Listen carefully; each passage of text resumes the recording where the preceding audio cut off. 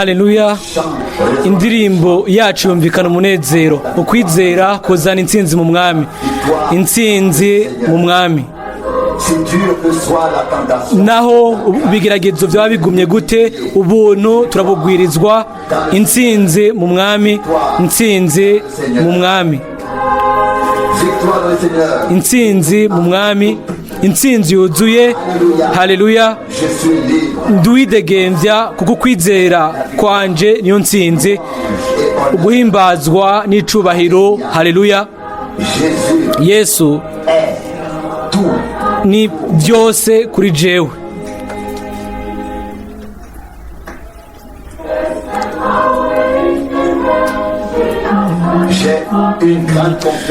Mfitiye icyizere gikomeye mu mwami, ndanezerezwa n'ijambo ryiwe. Intsinzi mu mwami, intsinzi mu mwami. Amahoro ubu yuzuye umutima wanje, umunezero ukuyeho umubabaro w'icaha. Intsinzi mu mwami, intsinzi mu mwami, intsinzi mu mwami, intsinzi yuzuye. Haleluya. Nduwidegembya kuko ukwizera kwanje niyo ntsinzi, guhimbazwa n'icubahiro. Haleluya. Yesu ni byose kuri jewe.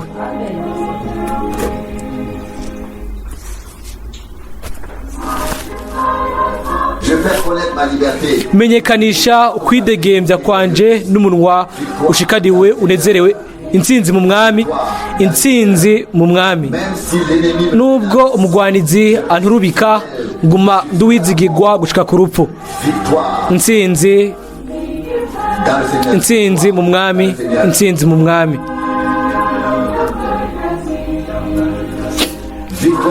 Intsinzi mu mwami, intsinzi yuzuye. Haleluya. Nduwidegembya kuko kwizera kwanje niyo ntsinzi, icubahiro n'ubwiza. Haleluya. Yesu ni byose kuri jewe.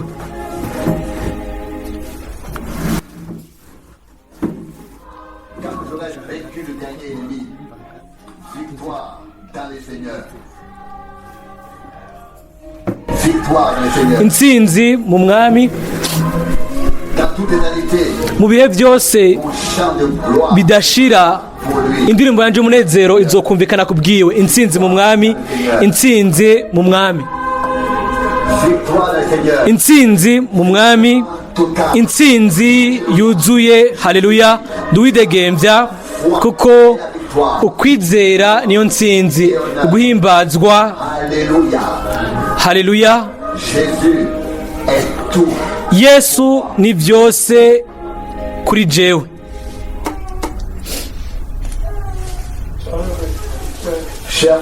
Bene data n'abashiki banje mu mwami, ndabaramutsa bikomeye mu izina ry'igiciro ry'umwami wacu.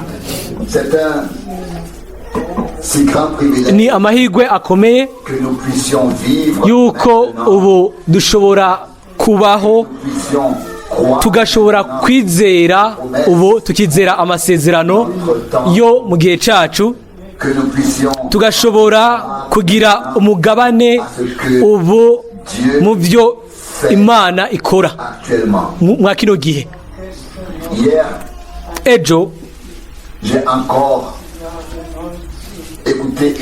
narumvirije ubutumwa bwo mu 1964 bwa Mwene Branham. Aravuga ku iherezo ngo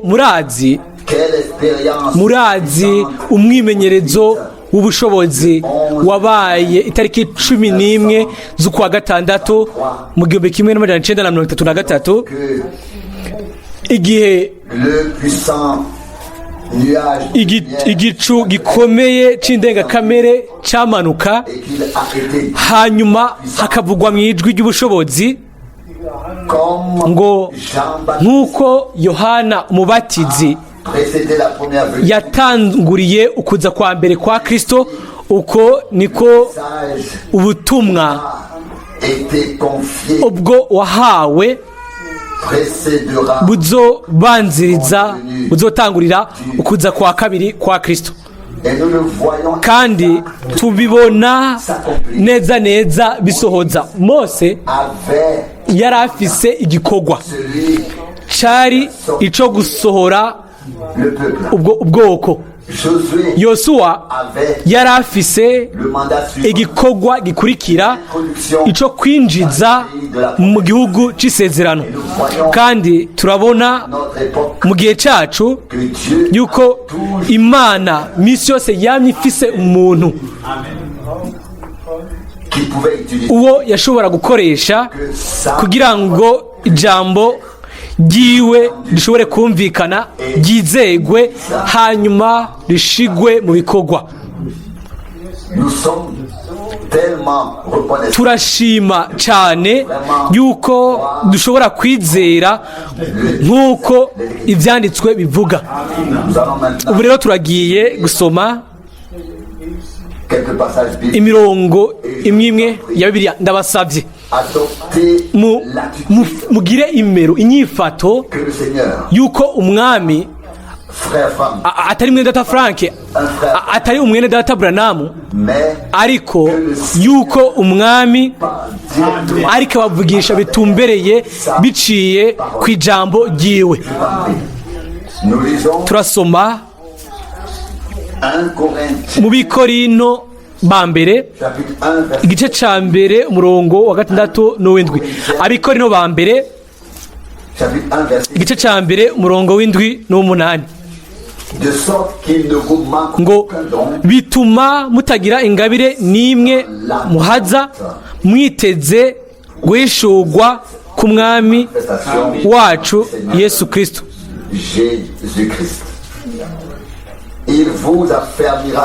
Niwe azobakomeza gushitsa ku iherezo. Amina. Kugira ngo ntimuze mugawe kuri wa munsi w'umwami wacu Yesu Kristo.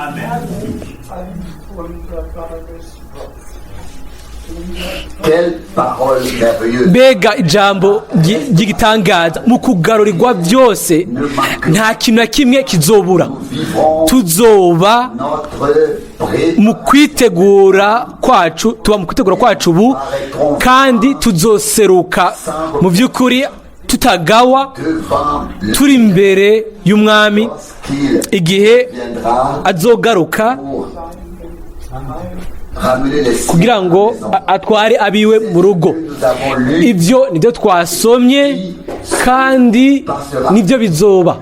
Hahimbazwe kandi hashimwe umwami wacu. Turasoma mu Byakozwe n'Intumwa igice cya 14 umurongo wa 22. Ibyakozwe n'Intumwa igice cya 14 umurongo wa 22, ngo baremesha imitima y'abigishwa babahanura ngo bagume mu kwizera, kandi yuko dukwiye guca mu marushwa menshi mu kwinjira mu bwami bw'Imana. Yego, nivyo navyo ni jambo rikomeye. Ahantu hose bagenda barakomeza abene data n'abashiki babo bacu, natwe nivyo nyene dukora. Dushaka yuko bose bakomezwa mu kwizera, nubwo bategerezwa guca mu bigeragezo bibi bishoboka. Tuzobona ibyo turabona ibyo Paulo yategereje kwihanganira gucamwo, ibyo abahanuzi baciyemwo, ibyo abana by'ukuri b'Imana babamwo nk'ibibazo mu miryango, mu ngo bubakanye, mu ngwara, mu gusaza, mbere no mu bakiri bato. Nk'uko bitigeze kubaho niko bimeze mu gihe cyacu. Ariko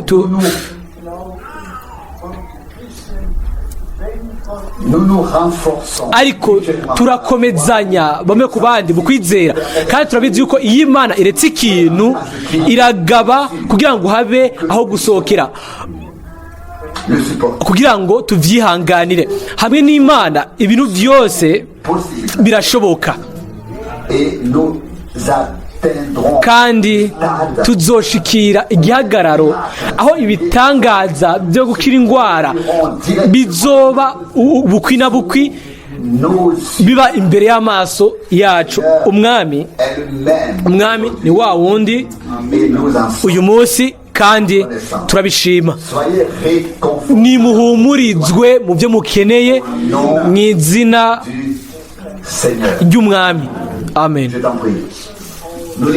Turasoma mu Bikorino ba kabiri 11 umurongo wa 24 na 25. Abikorino ba kabiri 11 umurongo wa 24 na 25.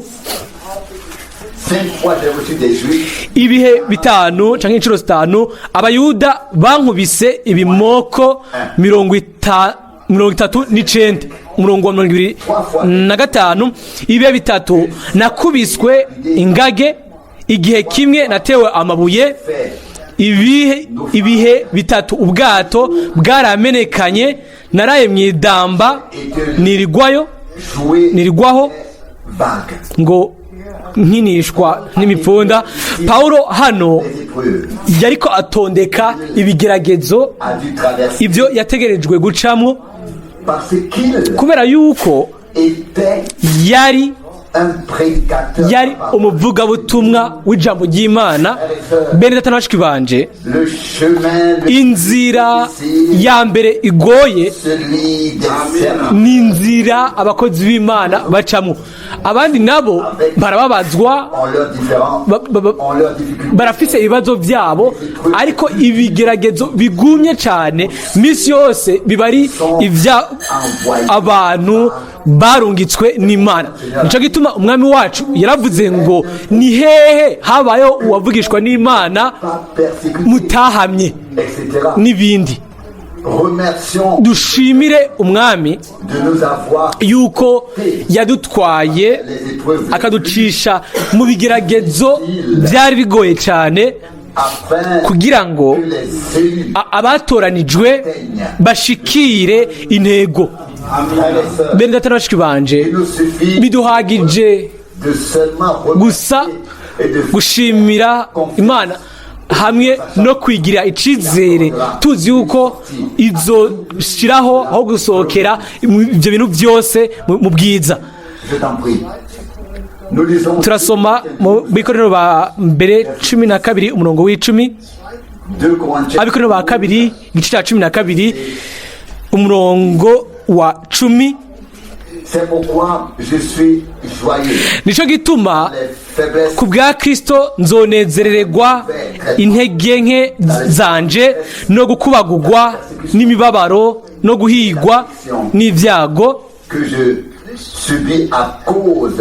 ngo ibyo mpazwa bwa Kristo, kuko iyo mbaye umunyantege nke ariho ndushiriza kugira ubushobozi. Umwami abishimigwe. Yaciye mu ibyo bigeragezo byose, yaciye muko guhamwa kose, ariko bene data na bashiki banje, yo twiyumviriye ku Mwami wacu umukondwa n'umukiza wacu,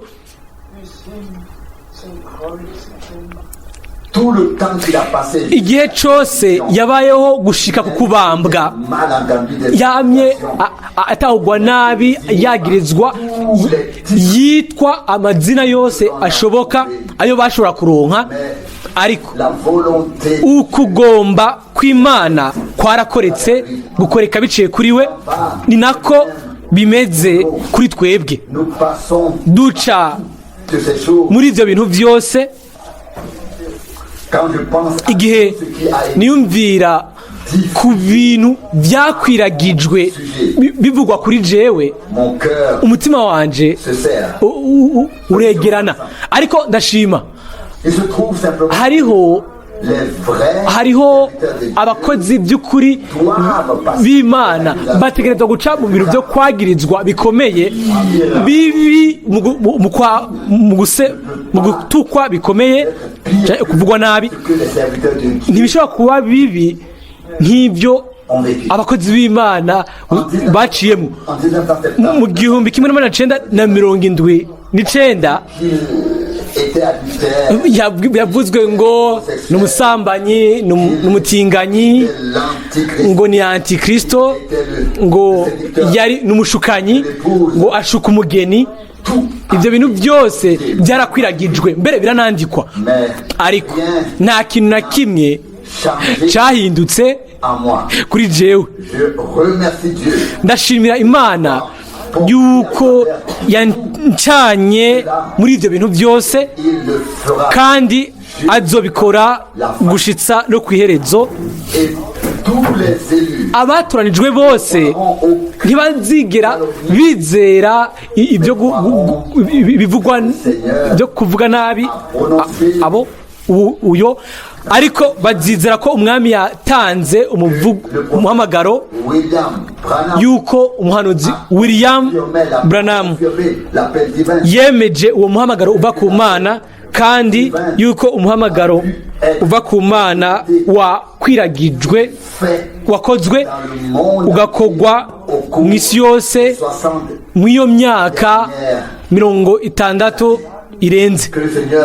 Umwami abishimigwe. Nanje naciye mu bigeragezo bigoye cyane. Reka tubandanye gusoma mu databog. Turasoma muri Yakobo 5 umurongo wa 11. Yakobo 5 umurongo wa 11. Nous disons bienheureux ceux qui ont souffert. Abihanganye tubita abahigwe. Vous avez entendu parler de la patience de Job. Mwarumvise ukwihangana kwa Yobu. Mwabonye iby'umwami Imana yaherutse kumugirira.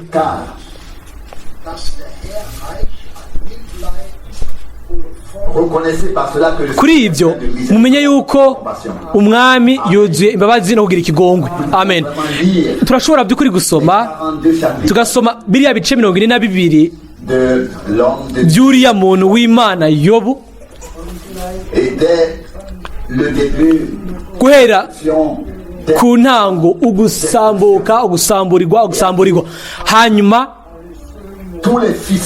abana bose abana b'abahungu n'abakobwa nabo bagira umunsi mukuru udasanzwe.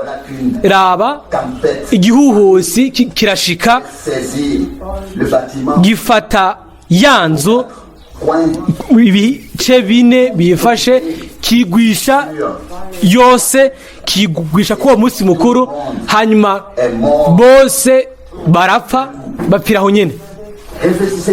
Yumvire gatonyi rimwe umuryango wose mbega bari bangahe? Abahungu 7 n'abakobwa 3. Uko biri kose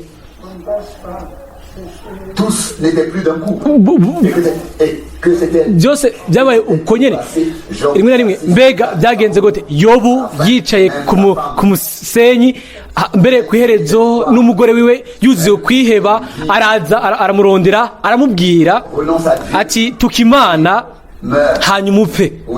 Ego ibigeragezo bishobora kuba biteye ubwoba kubizera.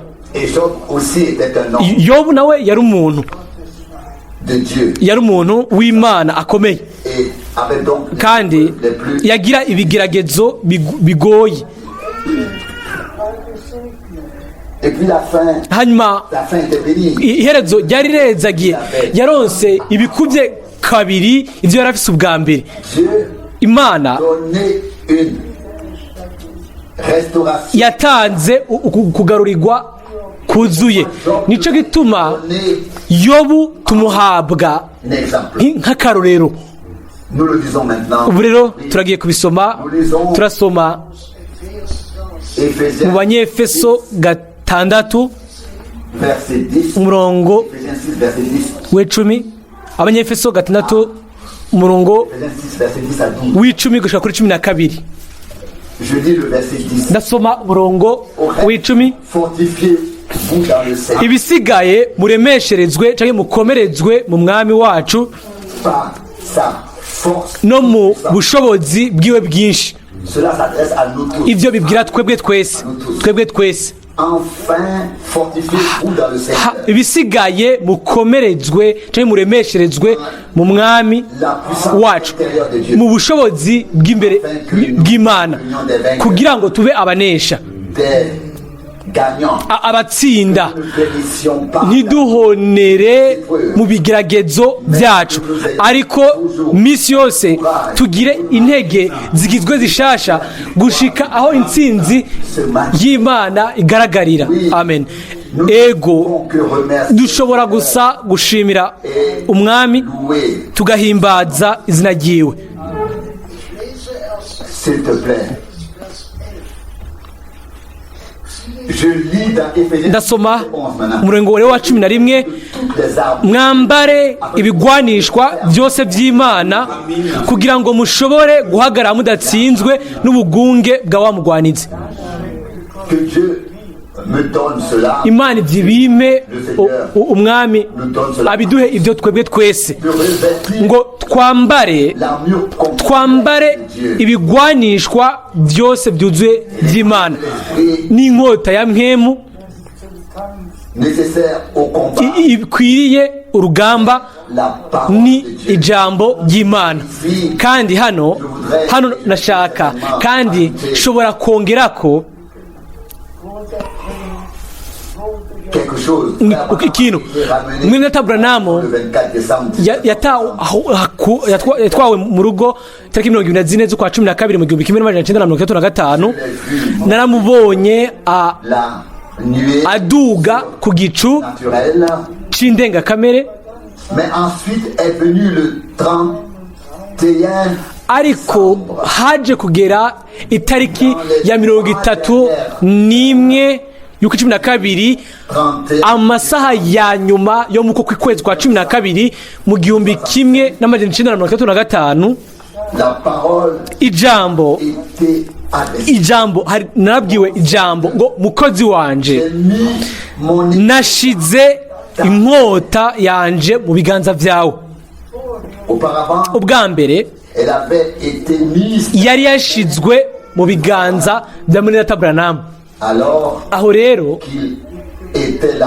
mu gihe yari hariya mu misozi arondera Imana mu masengesho, ubu rero imbere yuko ntangura ubukozi bwanje, inkota ya mpemu yashizwe mu biganza bya ndabibabwira. Murashobora kugurura aho mushaka, ahantu hose mushaka, ahantu hose hatabura ijambo birumvikana. Kandi dushimira umwami yuko ijambo ryiwe ntigigera rigaruka ubusa, ariko rirasohoza mu by'ukuri ico riba rirungikiwe. Kandi kumbure reka mvuge mu ncamake akarorero gakurikira.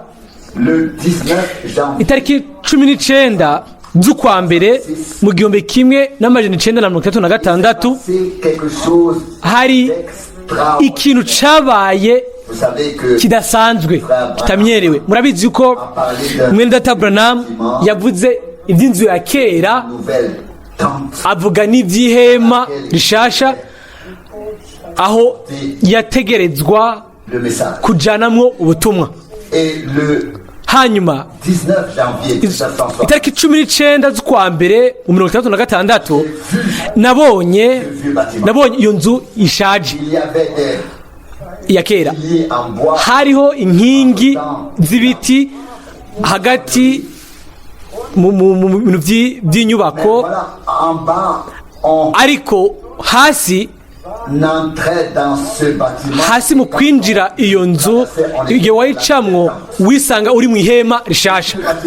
Hanyuma nimba iyo nzu yari ifise nk'imetero 50 z'ubwaguke, n'iryo hema ryari rifise nk'izo metero 50 nyene z'ubwaguke, ariko umwami yarandongoye ku buryo bw'uko ninjira mu iyo nzu ya kera, nduga izo ngazi z'ibiti, ishikira izo ntambwe zose, ndashika ku ntambwe ya mbere, hano hambere, hanyuma ndicara ndaraba, nabonye ntiyari ihema gusa nkuko ushobora kuyibona hano, ariko nabonye ishengero, ikintu kinini c'ubwiza. Hanyuma nari ntangaye, ariko ubwa mbere hari hagaragara uko naribona. Hanyuma akanya kakurikiye kari kuzuye, hari huzuye gose. Uko niko rero ijambo naribwirwa mu Congereza ngo ubu rero isaha yawe iraje, manuka izo ngazi uze. Narahagurutse, hanyuma ndamanuka izo ngazi. Nimba nk'iyi yari inzu, hanyuma aha naho hejuru rikaba ariyo hemba ryiza cyane. Naramanutse, manuka aho hantu hariho umurongo abantu bacamwo benshi.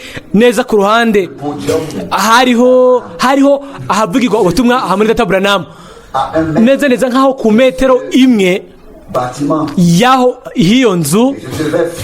Nategerezwa kuzunguruka aho havugirwa ubutumwa, nkahagarara aho nyine havugirwa ubutumwa. Hanyuma ijwi rirumvikana ngo ubu rero hindukirira ubwoko uvuge ngo ukuza k'umwami kuri hafi. Uko niko natanguye kuzana ubutumwa bw'Imana, ndabitegetswe n'Imana kubw'ubuntu. Kandi misi yose umwami yamye atanga amabwiriza ku bintu nategerezwa gukora n'ingene nkwiye kubikora. Hahimbazwe kandi hashigwe hejuru izina ryiwe ryera. Turasoma mu Banyefeso 6:12. Kuko abo tunigana atari inyama n'amaraso, ariko tunigana n'abakuru, n'abafise ububasha, n'abaganza iyi si y'umwiza, n'inkwemu mbi z'ahantu ho mu ijuru. Ariko no kuri ibyo nabyo birasa n'abashiki banje bakundwa, na cyane cyane ibi bibwirwa abakozi bose, abenedata bose b'abakozi. Turashobora gutegeka umwansi, mu by'ukuri gutegeka mu izina rya Yesu Kristo, ngo vaho waraneshejwe, ndabyizera ku musaraba Golgota. Nta burenganzira na bumwe unyigirako. Naracunguwe, amaraso y'isezerano rishasha yaratembye ku bwanje. Ndi ubutunzi bwa Yesu Kristo. Vaho, genda, vaho Satani, mu izina ryera rya Yesu. Ndabigutegetse mfatiye ku bubasha buva mu ijambo ry'Imana. Dutegerezwa gusa kugira izo ntege, bene n'abashiki banje, by'ukuri mu kwizera, mbere ni kubw'ibyo niho haza ubutumwa, ngo ukwizera kuzanwa kuva mu butumwa, kandi muri ubwo butumwa havayo ukwizera nyakuri kuzima guhagije, uko Satani ategerezwa kumenya. Une foule rachetée hariho umukuku wacungwe n'amaraso, hariho umugeni w'umwagazi w'Imana, hariho abacunguwe dans lesquels muri abo il n'a plus atagifise umugabane n'umwe. Imana ikoreshe by'ukuri ubu butumwa busanzwe cet effet. ku bw'ico, Car kuko c'est ainsi qu'il est écrit. uko niko byanditswe, Viens ukwizera kuva mu butumwa, ubutumwa bukava mu ijambo ry'Imana. Haleluya, amen. Haleluya, amen. Ubutumwa pas de moi. ntibuva kuri jewe, ntibuva no kuri mwene data Branham, ntibuva no kuri mwene data Pawulo, ariko buva mu ijambo ry'Imana, bijanywe n'abantu b'Imana abo yashoboye kuvugisha, Et la parole ne kandi revient pas à vide. ijambo ntirigarukira ubusa. Ubu rero n'uyu munsi Comme nous entendons sa voix, iyo twumva ijwi ryiwe ryo mu ijambo ryiwe, ce que Dieu a promis ibyo Imana yasezeranije mu ijambo ryayo, à toi et à ibyo yagusezeranije n'ibyo yasezeranije, ibyo dusezeranije se produire. bizoba. Nous lisons Turasoma Colossiens, Abikorosayi ba kabiri umurongo wa 15. Abikorosayi ba kabiri umurongo wa 15. Puis après avoir complètement désarmé les puissants, Kandi amaze kwambura abakuru n'abafise ububasha, il les a exposés ibateterereza mu maso ya bose, fidèles ibashorera en lui. bafashe mpiri ku bw'uwo musaraba. Haleluya, amen. Frères et sœurs, Bene data na bashiki banje, c'est le fait divin iki ni igikorwa c'Imana de la victoire c'intsinzi yabaye la croix du ku Calvaire. musaraba i Karuvari. Umucunguzi wacu A versé son sang yamenye amaraso yiwe, amaraso y'isezerano risha. était racheté, nous sommes Twaracunguwe, turi ubutunzi bw'umwami. n'a plus Satani droit. nta burenganzira na bumwe akidufiseko. Amen. Twagizwe abidegembya, twabohowe kuri byose, Nos attaches ku byari bituboshe, ku migozi yose, ibintu byose bituzibira mu bwami bw'Imana. Amen. et puisse-t-il vraiment en être ainsi. by'ukuri bishobora kumera nk'uko, kugira ngo intsinzi y'Imana igaragare mu buzima bwacu bw'umumwe ku giti cyiwe, ku bakiri bato bose, kuri twebwe twese, Que nous n'appartenons pas ntitukiri ce monde. mu b'iyi si, Nous sommes ariko turi ubutunzi bw'umwami, kandi intsinzi yiwe notre niyo ntsinzi yacu, son triomphe kandi intsinzi yiwe, kunesha kwiwe no kunesha kwacu, kuko banesheje ku bw'amaraso y'umwagazi par la parole. no ku bw'ijambo ryo gushinga intahe kwabo. Il faut Birakwiye yuko la sainte parole yuko ijambo ryera ry'Imana ricika igishinga ntahe cy'ukuri mu mukuku wacunguwe n'amaraso, et que le Seigneur kandi umwami ashobora guharageza igikorwa ciwe biciye kuri twebwe. Haleluya, amen. nous lisons Turasoma Jean 17 muri Yohana 17 umurongo wa 6. Jean 17 Yohana 17 verset 6. umurongo wa 6. J'ai révélé ton nom aux hommes que tu m'as donné. Nahishuriye izina ryawe abantu wampaye Monde. mu bisi, Ils étaient à toi. barabawe Tu me les as donnés. urabampa, Et ils ont gardé ta parole. kandi bitondeye ijambo ryawe. Amen. Nous avons ici encore Hano résumé dufise de ce iyindi ncamake y'ibintu mu by'ukuri byabaye, révéler ton nom à ceux ngo que nahishuriye izina ryawe abantu wampaye mu bisi, ils t'appartiennent. n'abawe C'est à moi que tu les as donnés. ariko ngo urabampa. Niko umwami wacu yavuze ils ont ngo gardé ta parole. kandi bitondeye ijambo ryawe. Haleluya, bitondeye bagumije ijambo ryawe. Turagiye gusoma iyindi mirongo mike hanyuma tuje kure. Nous lisons Jean 17, Turasoma muri Yohana 17 umurongo w'icenda. verset 9. Yohana 17 umurongo w'icenda. Ndabasabira, Pas pour le monde, sinsabira ab'isi, mais pour ceux ariko que nsabira abo wampaye qu'ils sont à toi. kuko ari abawe. Amen. Haleluya. Amen. Très brièvement, Mu ncamake, ils sont ta propriété. ni ubutunzi bwawe, ni abawe, Loué et hahimbazwe kandi hashigwe hejuru. Wo uri umwami, hahimbazwe izina ry'umwami. Amen.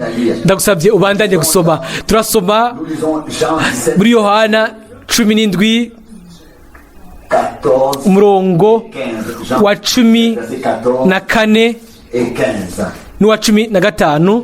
Je leur ai donné ta parole. Nabahaye ijambo ryawe Le monde les a haïs. kandi ab'isi barabaha Ils n'appartiennent pas au monde. kuko atari ab'isi Moi, je n'appartiens pas au monde. nk'uko nanje ntari uw'isi. Je ne te prie pas de les ôter du monde, Singusaba ngo bakure mu isi, préserver. ariko ngo ubarinde wa mubi.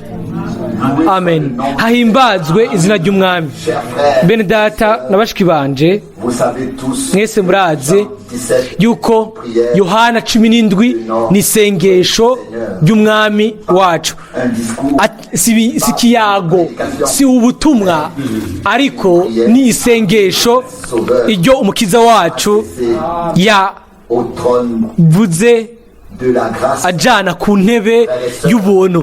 Notre Seigneur Mbere data bashiki banje, nous a pas umwami wacu racheté, ntiyaducunguye gusa, nous a pas seulement donné le pardon, ntiyaduhaye ikigongwe gusa, donné la guérison, ntiyaduhaye gukira indwara gusa, la vie éternelle. ntiyaduhaye ubugingo budashira gusa, ahubwo yaranadusengeye.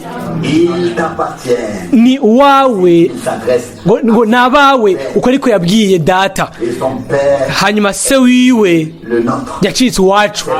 Nico gituma turasenga tukavuga ngo data wacu uri mu ijuru, izina ryawe ryubahwe.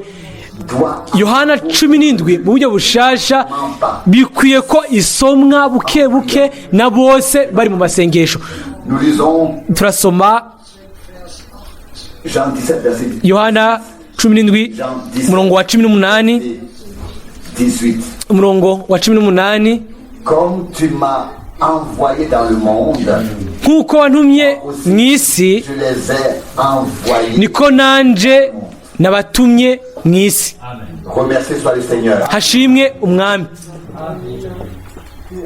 De même qu'il a été envoyé Nk'uko yarungitswe pour la rédemption, kugira ngo asohoze ugucungura, uko ariko natwe twarungitswe mu isi proclamer kugira ngo le message dutangaze ubutumwa bw'Imana bw'agakiza burangiye afin que tous ceux buherejwe, kugira ngo abo bose avec le Seigneur bagenewe kubana n'umwami mu bihe bidashira viennent à la foi. baze mu kwizera.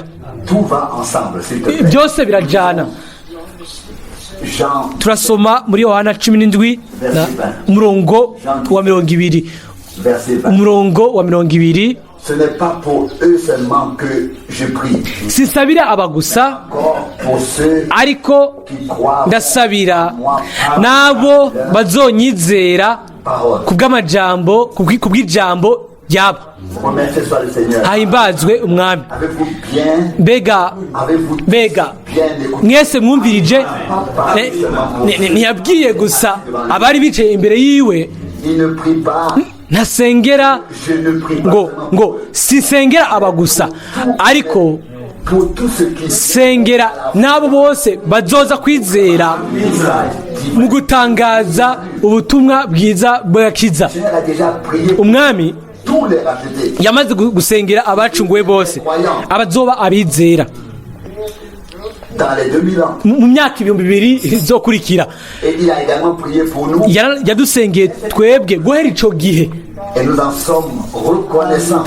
kandi turashima.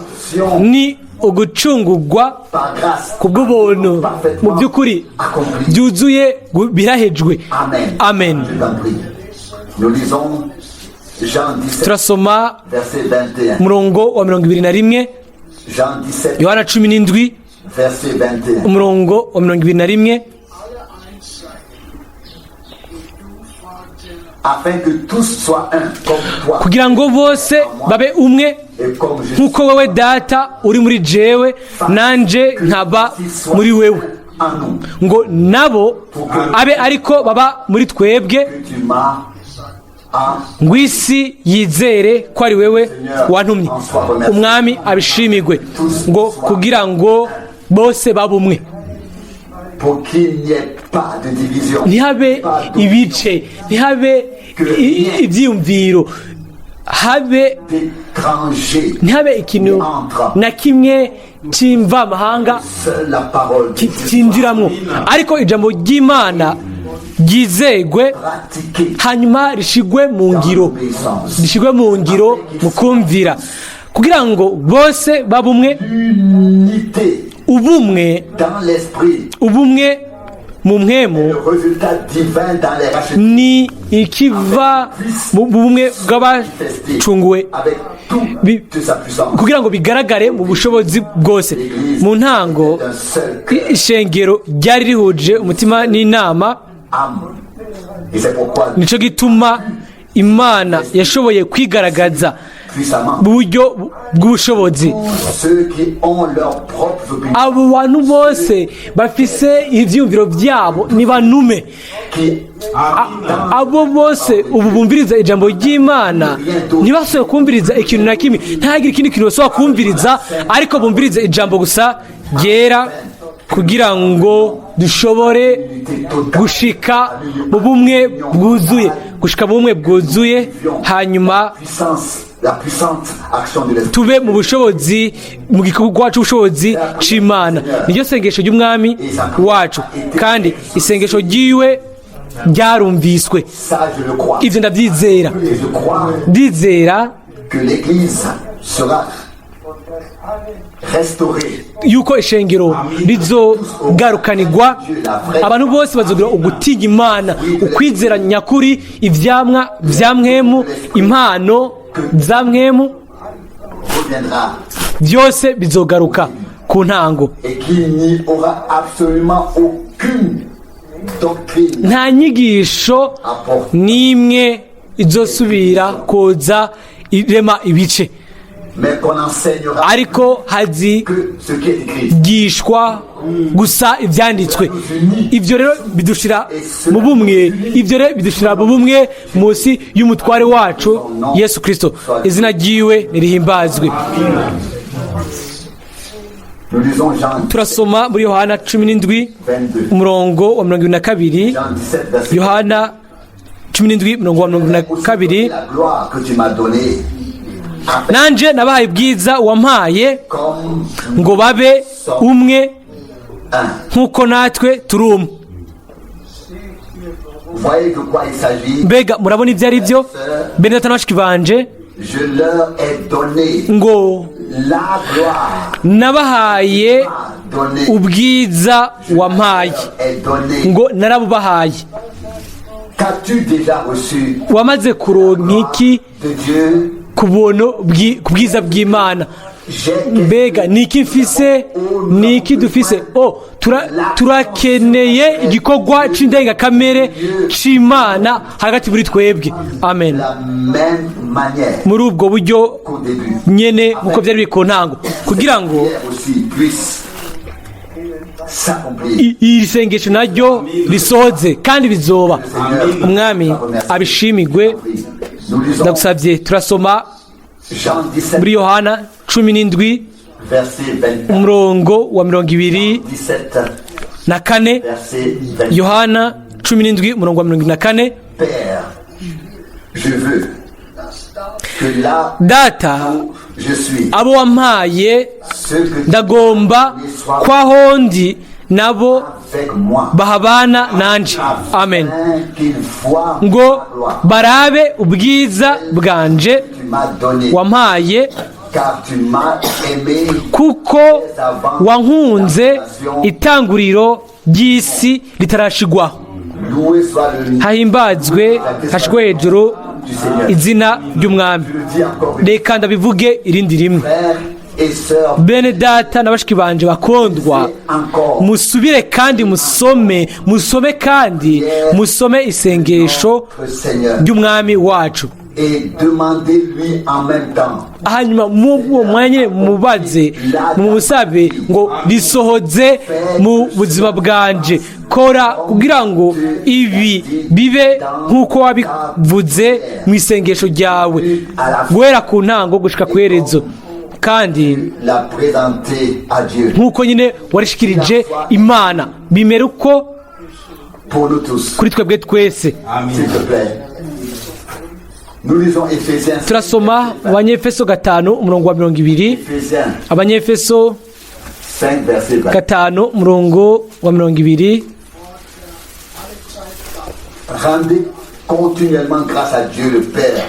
Imana data wa twese muyishimire byose iminsi yose mu izina ry'umwami wacu Yesu Kristo. Niri jambo naryo bene data n'abashiki banje bakundwa, turashaka kurizana kuzirikana ku ijambo ngo mushimire Imana mu byo mucamwo byose, mu bigeragezo byose, mu bintu byose dutegerezwa gucamwo,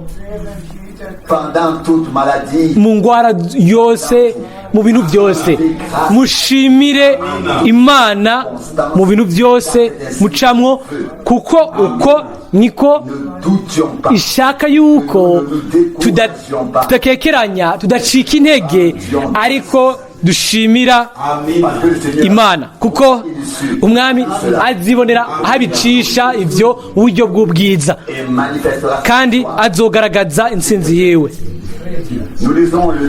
Turasoma umurongo wa nyuma wa Bibiliya mu Baheburayo 10:36 na 37. Abaheburayo 10 umurongo wa 36 n'umurongo wa 37. Kuko mukwiye kwihangana kugira ngo nimwamara gukora ivy'Imana igomba mubone guhabwa ibyasezeranye.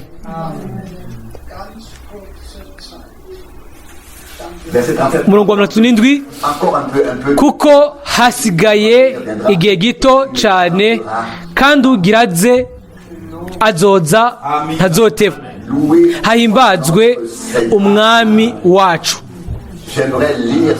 Nakunze gusoma uyu murongo wa Bibiliya kuri buri herezo ry'ubutumwa bwose, nkabishira mu mitima ya bose. Hasigaye gusa agahe gato imbere y'uko haza utegerezwa kuza, kandi ntazoteba.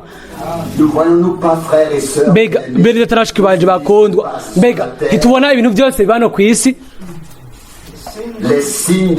ibimenyetso by'igihe, mbega si imvugo yumvikana. Amina.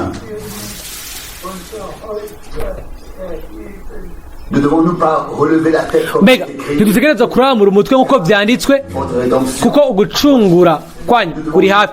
Mbega ntidutegereza gusoma tugasoma ibyo umwami wacu yavuze ngo nimwabona ibyo bintu byose biriko birashika muraramure imitwe yanyu.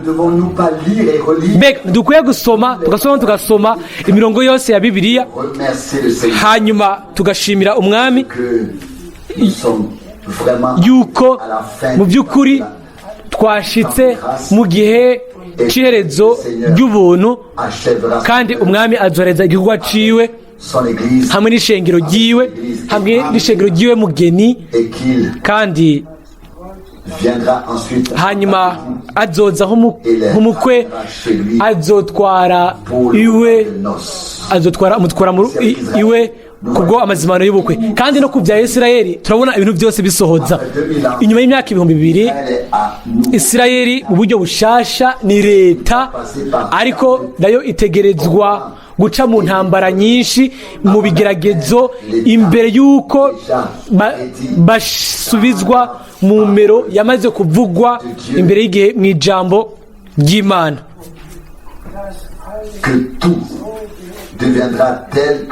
Byose bizomera ku buryo bw'uko amahanga azoza i Yerusalemu,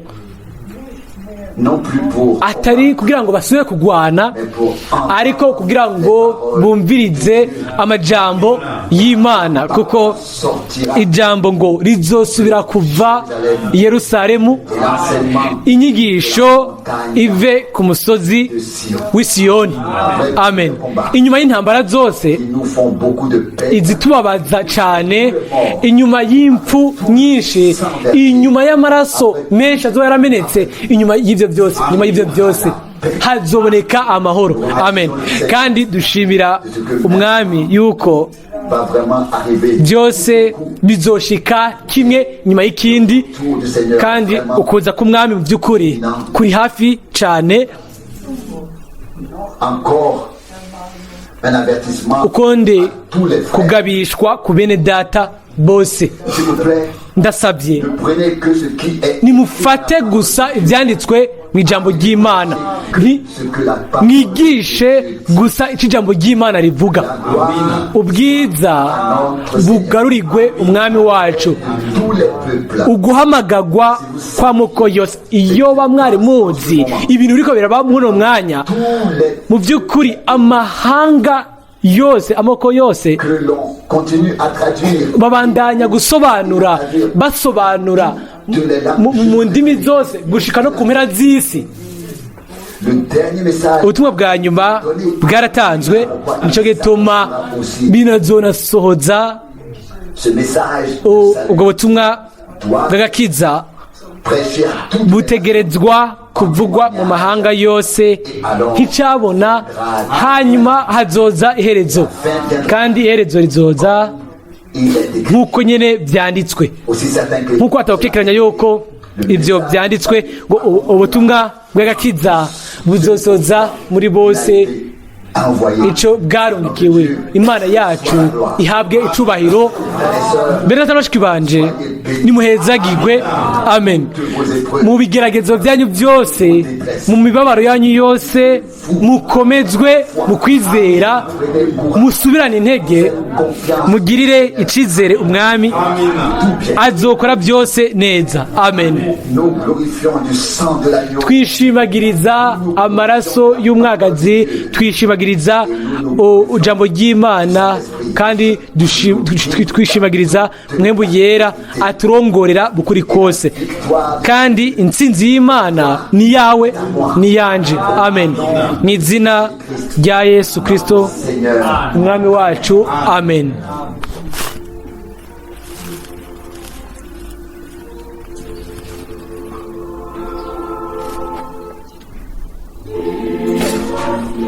Jésus, garde-moi près de la croix. Yesu ngumiza ku musaraba. Une précieuse fontaine. Hariho imbizi yidegembya kuri bose, umugezi wo gukira indwara utemba uva ku musozi Karuvari.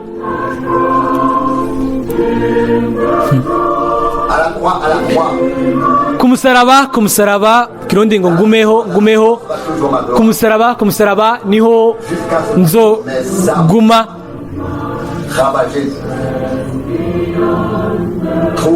Gushikaho ubugingo bwanje buzobonera ikiruhuko hakurya y'uruzi. Hafi y'umusaraba umutima uhindagashitsi, urukundo, imbabazi byaransanze, aho inyenyeri yo mu gaturuturu n'umuco ugaragaza umuco wawo hakurya hirya no hino yanje. mu musaraba, ku musaraba niho nzishimira gushitsa aho ubugingo bwanje bwakubititse buzobona ikiruhuko hakurya y'uruzi.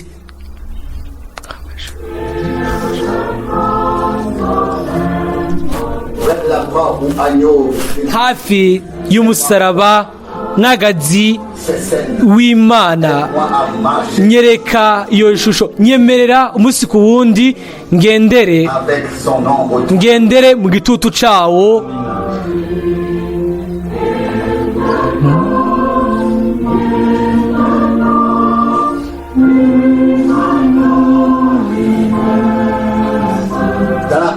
ku musaraba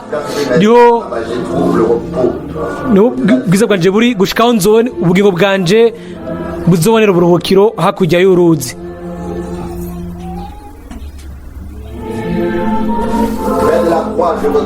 Hafi y'umusaraba nditegereza nkaraba nifise ivyizigiro nizeye gushitsa aho nzoshikira ku nkombe y'izahabu hafi y'uruzi.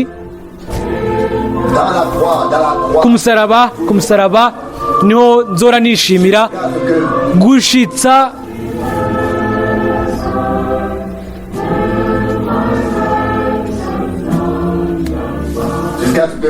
gushitsa aho ubugingo bwanje buzobonera ikiruhuko hakurya y'uruzi. Ku musaraba niho nzora nishimira gushikaho ubugingo bwanje bwamerewe nabi buzobonera uburuhukiro hakurya y'uruzi.